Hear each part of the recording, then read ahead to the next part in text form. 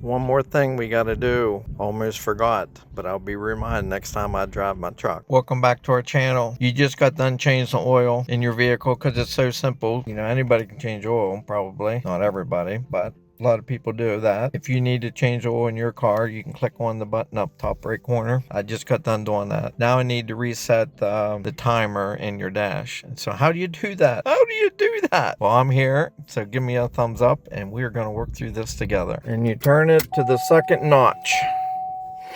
Not the starting position, but the second notch.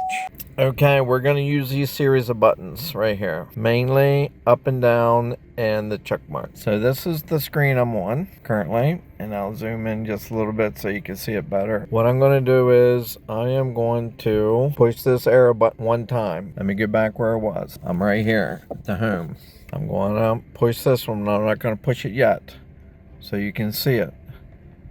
It goes across the information. There's information there. And then you got music and all kinds of stuff. So now basically it says speed. It automatically changed on its own. Now I'm going to go back here and hit the up button.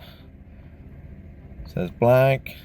Now it says transmission fluid, hours on the engine, oil pressure, battery, timer, average speed, economy, and keep going. It tells you that there it is, the oil life. Now I hit this about however many times that was. I'm at 9%, but I just changed the oil today. Basically, it says the check mark there. So let's come over here to the check mark. I'm not going to push it yet. That way you can see what happens.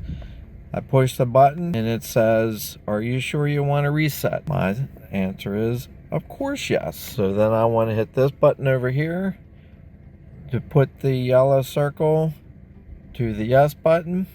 And then that's a check mark inside that yellow circle. So I come back over here to the check mark, and I didn't push it yet. Now I'm going to push it.